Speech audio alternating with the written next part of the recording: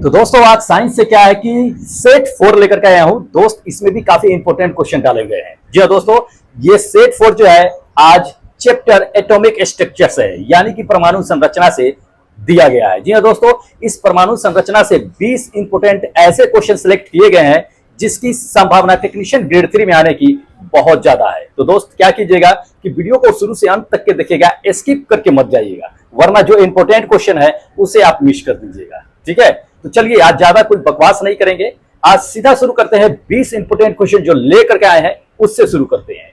लेकिन बता देते हैं आपको दोस्तों कि जो लोग अभी तक टेस्ट नहीं दिए हैं दोस्त, आज ही भर तक लिंक एक्टिव है, फटाफट टेस्ट दे लीजिए। उसके बाद लिंक को डीएक्टिव करके एक नया लिंक जनरेट किया जाएगा। तो फटाफट जो लोग नहीं दिए हैं दोस्त फटाफट दे लीजिए, उसके बाद जो है एक नया लिंक देंगे। चलिए अब शुरू क्या करते हैं हम कि 20 इंपोर्टेंट क्वेश्चन जो एटॉमिक स्ट्रक्चर से, परमाणु संरचना से लेकर के आए हैं उसको देखते हैं। ठीक है, तो चलिए बने रहिए वीडियो पे अंत तक।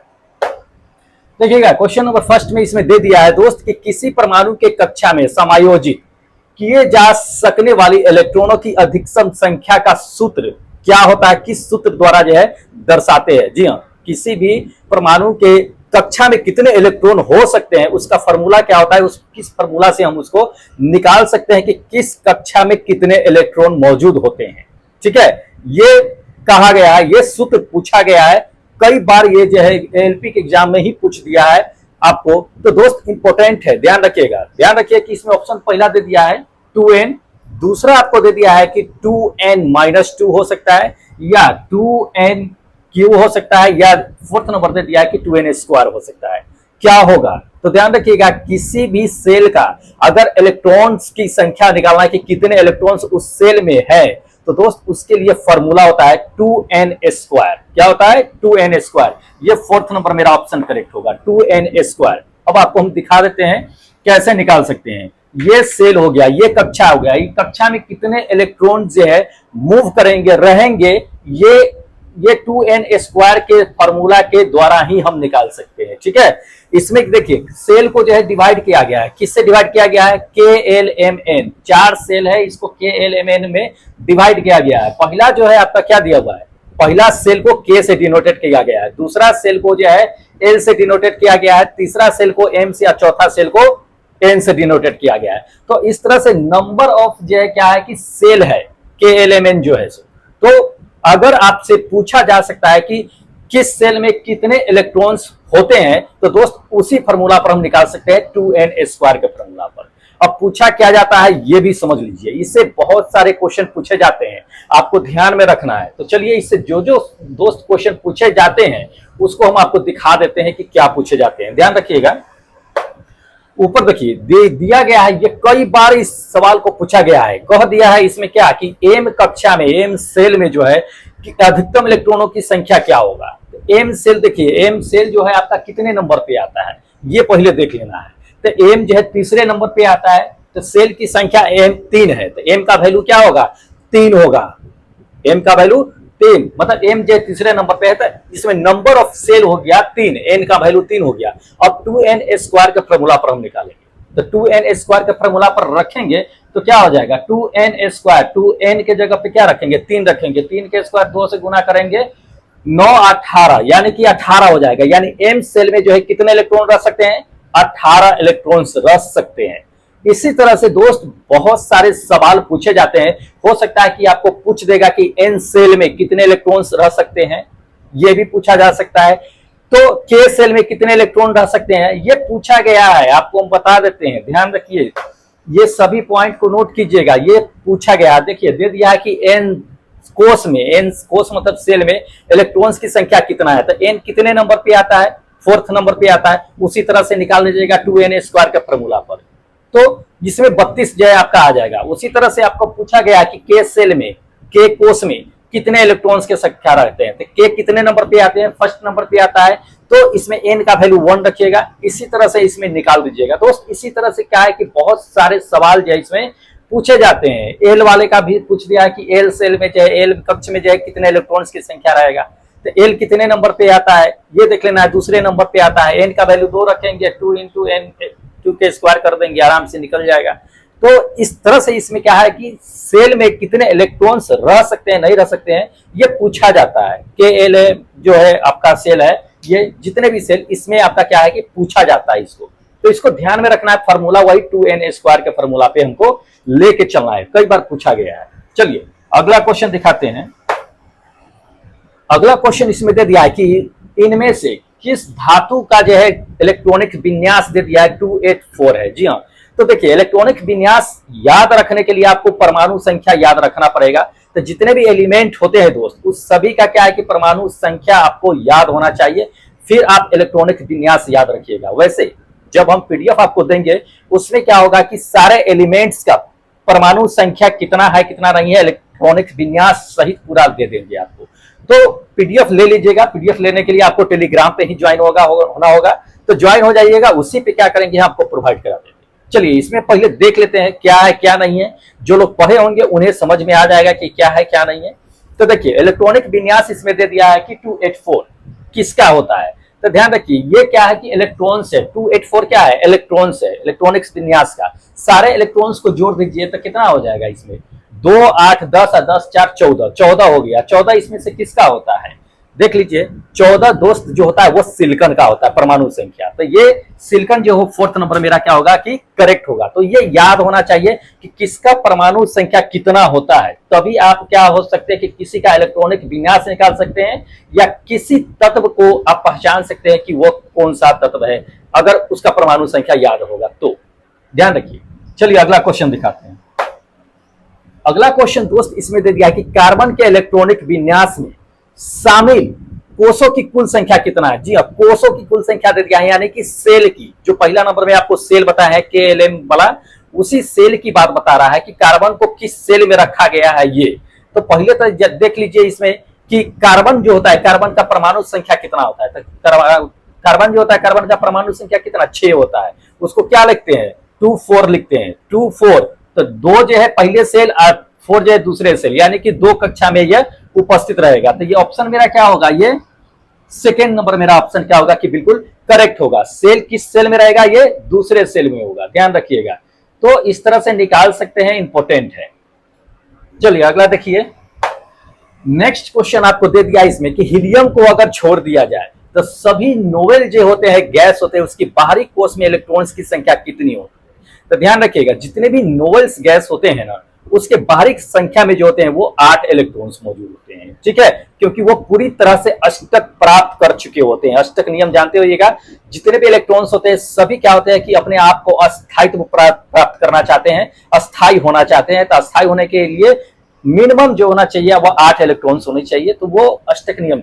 तो जितने भी आपको बता देते हैं कि नोबेल गैस होते हैं, वो सभी के बाहरी कक्षा में 8 इलेक्ट्रॉन्स होते हैं। तो ये 4th नंबर मेरा ऑप्शन करेक्ट होगा, 8।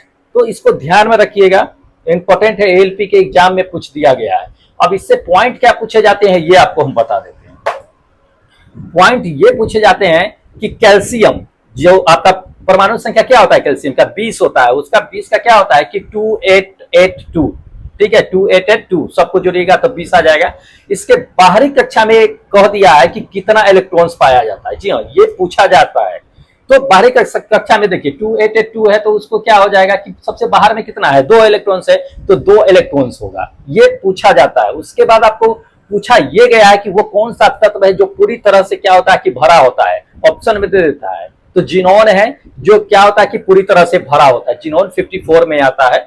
तो ये चीजें है, ये पूछा गया है। उसके बाद आपको जो पॉइंट पूछा गया है दोस्त, ये पूछा गया है कि किसी परमाणु का बाहरी कक्षा में इलेक्ट्रॉन्स की संख्या जो होती है वो पूर्ण होती है, तो उसकी संयोजकता कितनी होगी। तो अगर किसी परमाणु की कक्षा में अगर इलेक्ट्रॉन्स की संख्या पूर्ण मतलब 8 इलेक्ट्रॉन्स पूरा कर रखा है, तो उसकी संयोजकता क्या होगी। तो दोस्त उसकी संयोजकता 0 होती है, क्योंकि वह अस्थायी रूप से 8 इलेक्ट्रॉन्स प्राप्त कर चुके हैं। तो उसकी बाहरी कक्षा में एक भी इलेक्ट्रॉन नहीं बचेगा, तो वो क्या होगा, 0 ही होगा। ठीक है, उसके बाद ये पॉइंट पूछा गया है आपको कि तत्व का इलेक्ट्रॉनिक विन्यास 287 है। तत्व का इलेक्ट्रॉनिक विन्यास कितना है, 287 है। तो इसकी संयोजकता क्या होगी, ध्यान रखिएगा। संयोजकता बाहरी इलेक्ट्रॉन होता है, तो बाहर में कितने हैं, तो 7 इलेक्ट्रॉन है, तो संयोजकता 7 होगा। लेकिन अगर इसी में अगर कह देता कि संयोजी इलेक्ट्रॉन कितना है, तो दोस्त 7 है। 8 पुराने के लिए इसे कितना इलेक्ट्रॉन चाहिए था। तो एक इलेक्ट्रॉन चाहिए था, तो संयोजी अगर कह देता तो एक इलेक्ट्रॉन हो जाता। ध्यान रखिए, संयोजकता संयोजी में अंतर होता है, कंफ्यूज मत होइएगा।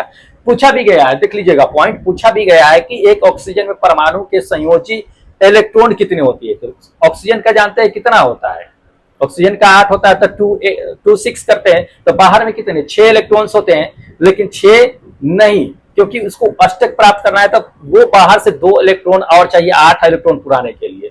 तो 2 जो इलेक्ट्रॉन बाहर से आएगा उसको 8 पुराने के लिए, वही जो इलेक्ट्रॉन क्या होगा कि संयोजी इलेक्ट्रॉन होगा। संयोजकता संयोजी में अंतर होता है, कंफ्यूज मत होइएगा, ये ध्यान में रखिएगा। चलिए अगला क्वेश्चन इसमें दे दिया है आपको कि एक तत्व का इलेक्ट्रॉनिक विन्यास देखिए 288 है, तो वह किस समूह का से संबंधित रखता है, ये ध्यान रखना है।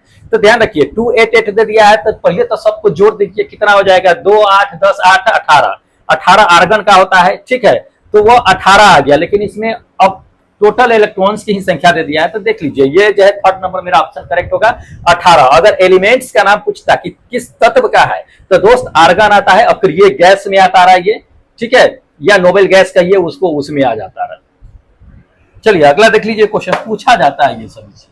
अगला क्वेश्चन दे दिया है कि किसी तत्व का इलेक्ट्रॉनिक विन्यास 285 है, तो उस तत्व का नाम बताइए। देखिए अब इसमें क्या दे दिया है कि तत्व का नाम कह दिया है, पूछ दिया है कि क्या होगा, तो 285 दे दिया है, सबको जोड़ दीजिए, कितना आ जाएगा 2 8 10 5 15, 15 आ गया। 15 किसका होता है, तो ये 15 आपको याद होना चाहिए, सबका परमाणु संख्या, तभी आप पता लगा पाइएगा कि कितना है कितना नहीं है। वैसे हम पीडीएफ में आपको प्रोवाइड करा देंगे, याद कर लीजिएगा एक बार। तो ध्यान रखिएगा 15 जो होता है ये फास्फोरस का होता है, ये फर्स्ट नंबर मेरा ऑप्शन सही होगा। तो एलिमेंट का नाम आपको इलेक्ट्रॉनिक विन्यास दे देगा, या कभी कभी क्या करेगा उल्टा दे देता है आप, ठीक है, तो इसको ध्यान में रखिए। अब देखिए इससे बहुत सारे पॉइंट पूछे गए हैं, क्या क्या पूछा गया है वो आपको हम बता देते हैं। ये पूछा गया है कि एक तत्व का इलेक्ट्रॉनिक विन्यास जो है आपका 282 है, तो उस तत्व का नाम क्या होगा। जी हाँ, इस तरह से भी पूछा गया है, तो तत्व का नाम तो सबको जोड़ दीजिए, कितना हो जाएगा 12 हो गया, 12 मैग्नीशियम का होता है, ठीक है, तो ये मैग्नीशियम होगा, पूछा गया है। अब आपको फिर अगला पॉइंट देख लीजिए, अगला पॉइंट आपको दे दिया कि मैग्नीशियम, उल्टा दे दिया है कि मैग्नीशियम का इलेक्ट्रॉनिक वितरण क्या होगा, तो मैग्नीशियम 12 पे होता है, 282 कर देंगे, तो ये उल्टा घुमा दिया इसी को, ये जेई के सवाल पूछ दिया, वो जो है ग्रुप डी वाले एग्जाम में पूछ दिया। तो ध्यान रखिएगा, इस तरह से घुमा के आपको पूछा जा सकता है। अगला पॉइंट देखिएगा, अगला पॉइंट ये पूछा जाता है कि किसी बाहरी कक्षा में अगर इलेक्ट्रॉन्स की संख्या 1 से 3 है, तो वह किस समूह में आता है तत्व, ये बताना है। तो वह धातु के तत्व में आएंगे, जिसका बाहरी इलेक्ट्रॉन की संख्या जो होगा, बाहरी कक्षा में जो इलेक्ट्रॉन्स की संख्या होगा 1 से 3 तक होता है, वो क्या होता है कि धातु के एलिमेंट्स होते हैं, पूछा गया है ये। अब जिसका जो है 3 के बाद यानी 4 से लेकर के 8 तक के होता है, वो क्या होता है कि अधातु में आते हैं। तो ये भी सवाल पूछा गया है एएलपी और टेक्नीशियन के एग्जाम में, तो ध्यान रखिएगा, ये सभी चीज पूछे जाते हैं, इंपॉर्टेंट है, इसको छोड़ना नहीं है।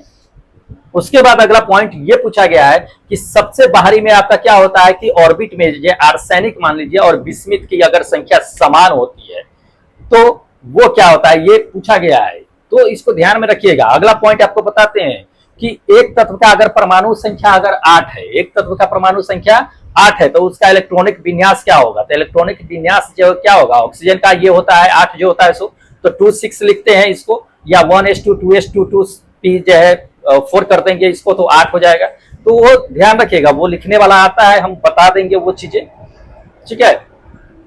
चलिए अगला देख लीजिए, अगला क्वेश्चन इसमें दे दिया है कि उन 3 तत्वों को नामित करना है, मतलब कि नाम बताना है इसमें, उन तीनों तत्वों का इसमें कौन सा नाम होगा जिसके बाहरी सेल में जो होता है केवल एक इलेक्ट्रॉन्स पाया जाता है। जी हाँ, जिसकी बाहरी कक्षा में क्या होता है कि केवल और केवल एक ही इलेक्ट्रॉन्स पाया जाता है।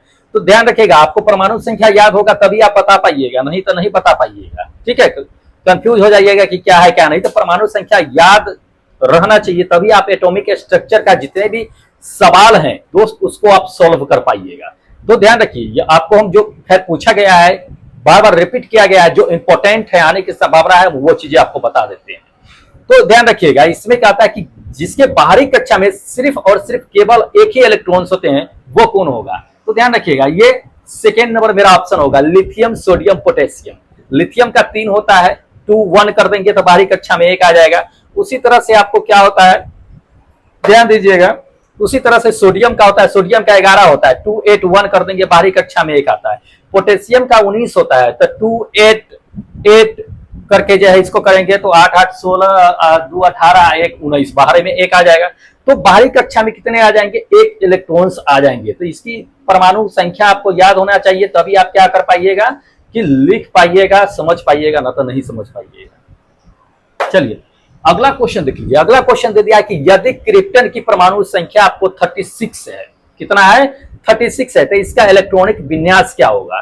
तो ध्यान रखिएगा KLMN जो आप सेल पढ़े हैं उसी सेल पे आधारित है ये। तो 4 सेल को ये पूरा करता है, जिसमें देखिए पूरा में कितना 4 डिजिट तक दे दिया है, मतलब 4 सेल तक के जाएगा। तो पहला में कितना होता है? पहला में 1 रखेंगे तो 2 आ जाएगा K का वैल्यू। उसके बाद जो है आपका 2 तो सब में है, तो सब में है, चलो ठीक है। उसके बाद आपको बता देते हैं कि रखिएगा तो 2 8 18 और 8 आएगा, ठीक है। चारों सेल पे n का वैल्यू रखिएगा और देखिएगा कितना आता है, लास्ट में जो बचता है वही आता है। तो कम से कम ये देख लीजिए, ये थर्ड नंबर जो है 2 8 18, 2 8 18 को जोड़ दीजिएगा तो 28 हो जाएगा। बच गया 36 पर आने के लिए कितने? 8 इलेक्ट्रॉन और, तो 8 इसमें और आ जाएगा, तो ये 36 हो जाएगा। तो ये क्या है कि ये थर्ड नंबर मेरा ऑप्शन क्या होगा कि बिल्कुल करेक्ट होगा। तो ध्यान रखिएगा, इस सब चीजों को पूछा जाता है। चलिए अगला क्वेश्चन दिखाते हैं। अगला क्वेश्चन इसमें आपको दे दिया है कि समान रासायनिक गुण वाले, क्या है कि समान रासायनिक गुण वाले 2 तत्व के लिए निम्नलिखित में से कौन सा विकल्प सही है? अगर 2 समान रासायनिक गुण वाले हैं तो इसमें से कौन सा सही होगा ये बताना है। ऑप्शन देख लीजिए। पहला नंबर क्या दे दिया है? दे दिया है कि तत्व का संयोजी इलेक्ट्रॉन भी समान होगा। जी हाँ, ये बिल्कुल सही है। यहीं पे पकड़ा गया तो हमें नीचे जाने की जरूरत नहीं है। कि क्या होगा कि अगर किसी का रासायनिक गुण अगर 2 तत्वों का समान होगा तो उसका संयोजी इलेक्ट्रॉन की संख्या भी क्या होगा? आपस में समान होगा। तो ये फर्स्ट नंबर मेरा ऑप्शन करेक्ट है, ठीक है। तो दोस्त इंपॉर्टेंट है, इसको छोड़िएगा नहीं, आप कम से कम इलेक्ट्रॉनिक्स विन्यास ये सब वाले जो है तत्व को पढ़ लीजिएगा। चलिए अगला क्वेश्चन देख लीजिए। अगला क्वेश्चन इसमें आपको दे दिया है कि नीचे दिए गए तत्व में डैश का आकार जो है सबसे छोटा होता है, इसमें से किसका आकार जो है सबसे छोटा होता है? परमाणु संख्या अगर याद है तो आप आसानी से बता सकते हैं, नहीं तो आप कंफ्यूज हो जाइएगा। तो ध्यान रखिए, इसमें सोडियम दे दिया है पहला, दूसरा आपको क्या दे दिया है कि एल्युमिनियम दे दिया है, तीसरा मैग्नीशियम दे दिया है। तो किसका होगा आपका आकार में सबसे छोटा? तो ध्यान रखिएगा, जिसका परमाणु संख्या सबसे ज्यादा होता है उसका क्या होता है कि आपस में जो होता है बॉन्ड जो होता है वो काफी क्या होता है कि ज्यादा होता है, मतलब स्ट्रॉन्ग होता है, और वो आकार में छोटा होता है। तो इसमें ध्यान रखिए, सोडियम का 11 होता है, इसमें एल्युमिनियम का 13 होता है, मैग्नीशियम का 12 होता है। तो इसमें सबसे ज्यादा किसका है? एल्युमिनियम का 13 परमाणु संख्या है। तो इसका आकार जो होगा ना ये छोटा होगा। तो ये ध्यान में रखिएगा, जिसका परमाणु संख्या सबसे अधिक होता है उसका क्या होता है कि आकार जो है परमाणु वो सबसे छोटा होता है। तो इसको ध्यान में रखना है। चलिए अगला क्वेश्चन देख लीजिए। अगला क्वेश्चन दे दिया है कि किसी तत्व की परमाणु संख्या निश्चित की जा सकती है। जी हाँ, किसी तत्व की परमाणु संख्या किससे निश्चित की जाती है ये बताना है। तो ध्यान रखिएगा, किसी भी तत्व का परमाणु संख्या क्या होता है?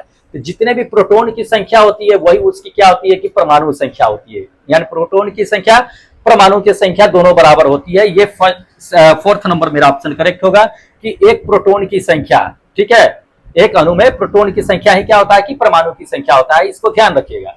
अब इसमें पॉइंट दोस्त पूछे जाते हैं, क्या पूछे जाते हैं वो ध्यान रखिए। ये तो जान लीजिए कि परमाणु में जितने प्रोटॉन्स की संख्या होती है उसी को हम क्या कहते हैं कि प्रोटॉन की संख्या को ही परमाणु संख्या कहते हैं, ठीक है। ये पूछा गया है कि किसी तत्व का परमाणु क्रमांक नाभिक में मौजूद किसके बराबर होता है? तो ये प्रोटॉन के बराबर होता है। कई बार ये पूछा गया है, जेई से लेकर के एनटीपीसी से लेकर के जो है आपको एलपी तक के ये पूछा गया है क्वेश्चन। इसी पर जो है आपको दूसरा सवाल पूछ दिया गया है। क्या पूछ दिया गया है? ध्यान रखिएगा, ये पूछ दिया गया है किसी तत्व का अगर परमाणु भार W है, किसी तत्व का परमाणु भार W है और परमाणु संख्या N है, तो उसकी प्रोटॉन की संख्या क्या होगी? अब कंफ्यूज हो जाइएगा कि भाई अब तो इसमें न्यूमेरिकल है, हमको निकालना होगा। तो ध्यान रखिएगा, प्रोटॉन की संख्या जो होता है वो परमाणु की संख्या ही होता है। तो परमाणु की संख्या इसमें क्या है? N है। अब पूछा क्या जा रहा है? प्रोटॉन की संख्या। तो प्रोटॉन की संख्या क्या होगा? जो परमाणु की संख्या है, तो परमाणु की संख्या प्रोटॉन की संख्या सेम ही होती है, तो N ही हो जाएगा। प्रोटॉन की संख्या N ही हो जाएगा। पूछा गया है, एलपी के एग्जाम में पूछ दिया है भाई।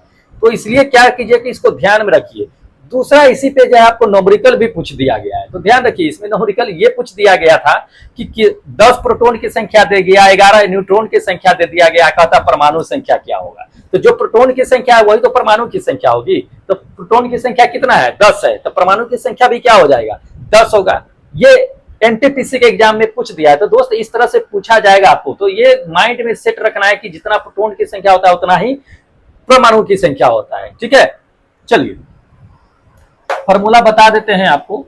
अगला क्वेश्चन इसमें दे दिया है कि एक परमाणु में न्यूट्रॉन की संख्या किसके बराबर होती है। तो न्यूट्रॉन की संख्या अगर आपको निकालनी है दोस्त, तो वो द्रव्यमान की संख्या में से परमाणु की संख्या को माइनस कर दीजिए, आपको न्यूट्रॉन की संख्या निकल जाएगा।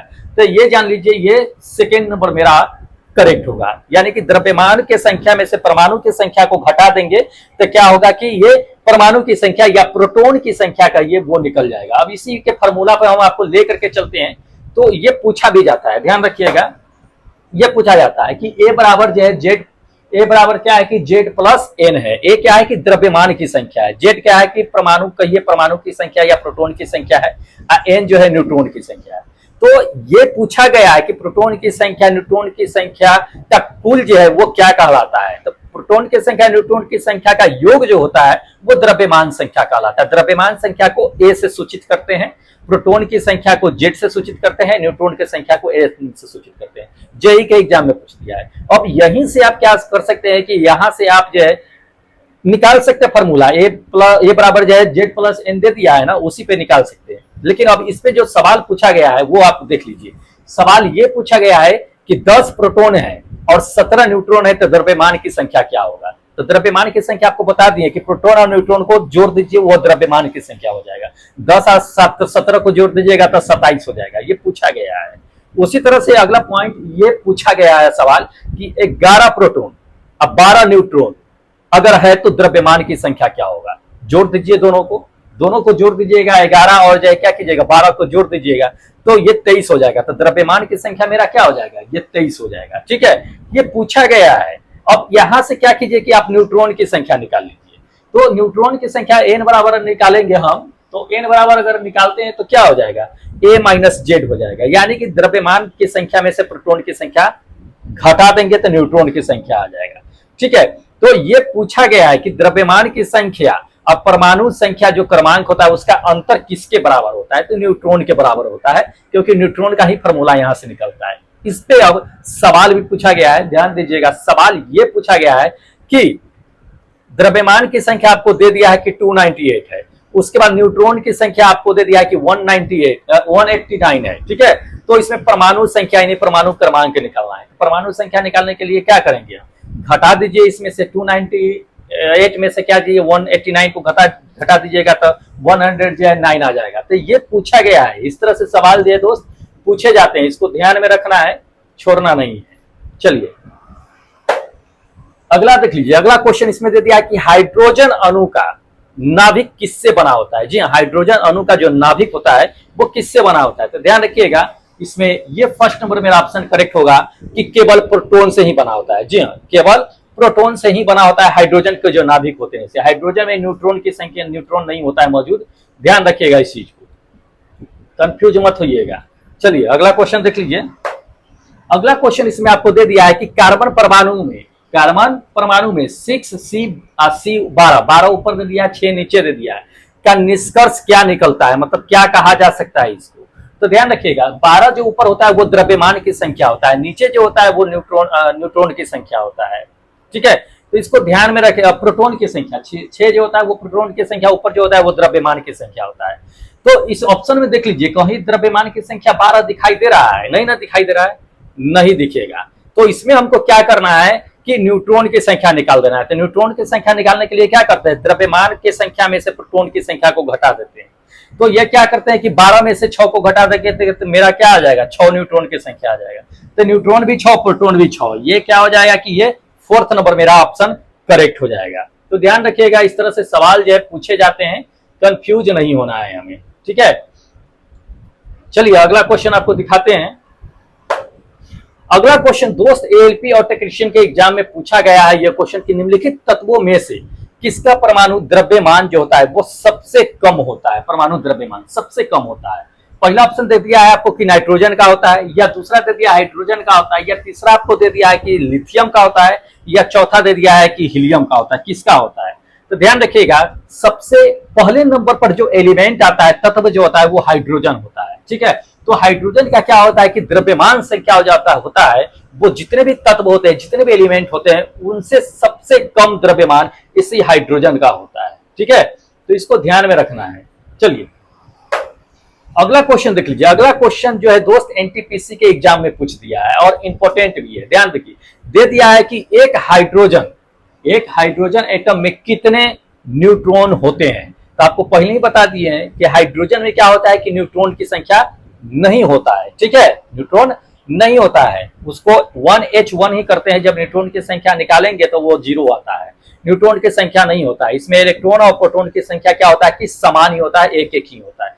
हाँ, लेकिन हाइड्रोजन के क्या करेंगे हम, अगर समस्थानिक में चले जाएंगे तो फिर समस्थानिक में हो जाएगा। ठीक है, तो इसको ध्यान में रखिएगा। चलिए बताते हैं अगला क्वेश्चन इसमें दे दिया है कि हाइड्रोजन के समस्थानिक ड्यूटेरियम में डैश होते हैं। ड्यूटेरियम में क्या होते हैं ये बताना था। हाइड्रोजन का समस्थानिक है, हाइड्रोजन के 3 समस्थानिक होते हैं, बता देते हैं आपको। पहले इसको देख लीजिए, पहले ड्यूटेरियम की बात कर लेते हैं कि हाइड्रोजन में समस्थानिक जो होता है वो ड्यूटेरियम में डैश होते हैं। क्या होते हैं, जेई के सवाल में पूछ दिया है। तो पहला ऑप्शन दे दिया है आपको कि ये 0 न्यूट्रॉन होते हैं और 1 प्रोटॉन होते हैं। तो ध्यान रखिएगा, हम अगर समस्थानिक में चलेंगे तो समस्थानिक में न्यूट्रॉन की संख्या होगी। ठीक है, कितनी होगी। अब दूसरा देख लीजिए, दूसरा आपको दे दिया कि 1 प्रोटॉन और 1 न्यूट्रॉन होता है। तो जी हाँ, हाइड्रोजन के ड्यूटेरियम में जो होता है वो क्या होता है कि एक आपका जो है प्रोटॉन और एक क्या होता है कि न्यूट्रॉन होता ही है। अब देख लीजिए कि हाइड्रोजन का आखिर समस्थानिक होता कौन कौन है। तो ध्यान रखिएगा, हाइड्रोजन का समस्थानिक ये होता है। पहला देख लीजिए, पहला का प्रोटोनियम होता है जो 1H1 होता है। दूसरा ड्यूटेरियम होता है, ऊपर का वैल्यू सिर्फ बढ़ता चला जाएगा, तो 1H2 होता है। उसके बाद ट्राइटेनियम चले जाइए तो 1H3 हो जाता है, 3 हो जाता है ऊपर पावर में। ठीक है, तो इस तरह से 3 इसके समस्थानिक होते हैं। तीनों के अगर अकॉर्डिंग देखा जाए तो ये होता है। ऊपर वाला क्या होता है, द्रव्यमान संख्या होता है, ध्यान रखिएगा। नीचे प्रोटॉन की संख्या होता है, परमाणु संख्या होता है। तो ऊपर से अगर घटाते चले जाएंगे तो पहलुका में जो है आपका न्यूट्रॉन की संख्या 0 आ जाएगा, दूसरा में 1 आ जाएगा, तीसरा में आपको जो है 2 आ जाएगा। तो समस्थानिक में होता है, ध्यान रखिएगा इस चीज को। समस्थानिक हाइड्रोजन के ये 3 है, पूछे जाते हैं। चलिए अगला क्वेश्चन देख लीजिए। अगला क्वेश्चन दे दिया कि आइसोटोप यानी समस्थानिक क्या होता है। जी हाँ, समस्थानिक होता क्या है, आइसोटोप होता है क्या है। तो ध्यान रखिएगा, समस्थानिक हम किसे कहते हैं, हम लोग डिफिनीशन पढ़ चुके हैं और जो लोग पढ़े होंगे उन्हें पता होगा कि समस्थानिक कहते किसे हैं। तो क्या कहते हैं, समस्थानिक किसे कहते हैं कि वैसा तत्व जिसकी परमाणु संख्या समान होता है या एक ही होता है, लेकिन द्रव्यमान संख्या क्या होता है कि अलग अलग होता है, भिन्न भिन्न होता है, उसे हम समस्थानिक कहते हैं। यही तो डिफिनीशन होता है। तो ये 4th नंबर मेरा ऑप्शन क्या होगा कि बिल्कुल करेक्ट होगा। ठीक है, 4th नंबर, परमाणु संख्या एक ही होता है लेकिन द्रव्यमान संख्या क्या होता है कि भिन्न भिन्न होता है, उसको हम समस्थानिक कहते हैं। हाइड्रोजन समस्थानिक आपको बता दिए हैं कि इसका सबसे बेस्ट एग्जाम्पल है। सबके देख लीजिएगा तो परमाणु संख्या एक ही होगा लेकिन द्रव्यमान संख्या ऊपर में क्या होता है कि अलग अलग होता है। ठीक है, चलिए अगला क्वेश्चन दिखाते हैं। अगला क्वेश्चन इसमें आपको दे दिया है कि एक ही तत्व के समस्थानिक में होते हैं। तो एक ही तत्व के समस्थानिक में क्या होते हैं, जैसे कि हाइड्रोजन हो गया, हाइड्रोजन के एक ही तत्व है, तो हाइड्रोजन के एक ही तत्व में क्या है, समस्थानिक 3 हो गए। तो नीचे देखिएगा उसमें क्या था कि आपका क्या था, उसमें देखिएगा इसमें क्या था कि हाइड्रोजन के नीचे में 1 1 था, यानी परमाणु संख्या उसमें क्या था, समान था। परमाणु संख्या मतलब प्रोटॉन की संख्या, लेकिन द्रव्यमान की संख्या क्या था कि अलग था। तो ये 3rd नंबर मेरा ऑप्शन क्या होगा कि समान प्रोटॉन की संख्या होगा, यानी परमाणु की संख्या जो होगी वो समान होगी, द्रव्यमान की संख्या भिन्न हो जाती है। इसको ध्यान में रखिएगा, छोड़िएगा नहीं, इंपॉर्टेंट है, पूछा जा सकता है। देख लीजिए अगला क्वेश्चन इसमें आपको दे दिया कि समस्थानिक शब्द का अभिप्राय क्या है, मतलब समस्थानिक का मतलब ही क्या होता है। तो ध्यान रखिएगा, समस्थानिक का मतलब ही होता है कि परमाणु संख्या समान और द्रव्यमान संख्या भिन्न भिन्न अलग अलग किसी भी तत्व का। तो ये 1st नंबर मेरा ऑप्शन क्या होगा कि बिल्कुल करेक्ट होगा, परमाणु संख्या समान किंतु द्रव्यमान संख्या भिन्न भिन्न। चलिए लास्ट क्वेश्चन आपको दिखाते हैं। ये लास्ट है और इंपॉर्टेंट है कि जब आप जो है एक परमाणु के न्यूट्रॉन की संख्या अगर बदल देते हैं, किसी भी परमाणु में न्यूट्रॉन की संख्या अगर बदल देते हैं तो डैश बदल जाता है। क्या बदल जाएगा, ध्यान दीजिए, पहला समस्थानिक बदल जाएगा, या दूसरा दे दिया है कि आयन बदल जाएगा, तीसरा दे दिया आवेश बदल जाएगा, या चौथा आपको दे दिया है तत्व की संख्या ही बदल जाएगा। तो ध्यान रखिएगा, अगर किसी भी परमाणु का अगर हम न्यूट्रॉन की संख्या को अगर बदल देते हैं तो उसका समस्थानिक बदल जाएगा। ये फर्स्ट नंबर मेरा ऑप्शन करेक्ट होगा। तो ध्यान रखिएगा दोस्त, ये था आपका 20 इंपोर्टेंट जो एटॉमिक स्ट्रक्चर से क्वेश्चन है। दोस्त ध्यान रखिएगा, एटॉमिक स्ट्रक्चर से क्वेश्चन आते हैं, इसलिए इसको कमांड रखिएगा। और आपको एलिमेंट्स का परमाणु क्रमांक जो होता है, परमाणु संख्या, जितने भी एटॉमिक नंबर, एटॉमिक वेट जो होता है दोस्त, वो हम आपको दे देंगे, एक चार्ट दे देंगे, उसको याद कर लीजिएगा, समझ लीजिएगा, ठीक है। काफी इंपॉर्टेंट है, अगर वो कमांड होगा तो इससे बहुत सारे क्वेश्चन आप कवर कर सकते हैं, पकड़ सकते हैं, ठीक है। तो चलिए ज्यादा देर नहीं करते हैं। जो लोग टेस्ट नहीं दिए हैं दोस्त, टेस्ट दे लीजिए। जो लोग चैनल सब्सक्राइब नहीं किए दोस्त, चैनल सब्सक्राइब कर लीजिए। काफी इंपॉर्टेंट क्वेश्चन इस सेट में आते रहता है, डेली लाते हैं आपके लिए 20 इंपॉर्टेंट क्वेश्चन का सेट, वो भी साइंस से टेक्नीशियन ग्रेड 3 के लिए, क्योंकि उसमें 40 नंबर पूछा जाएगा साइंस से। तो दोस्त 40 नंबर कमांड रखिएगा, ठीक है। चलिए इसके बाद हम मिलते हैं फिर नेक्स्ट वीडियो सेट के साथ, तब तक जय हिंद दोस्तों।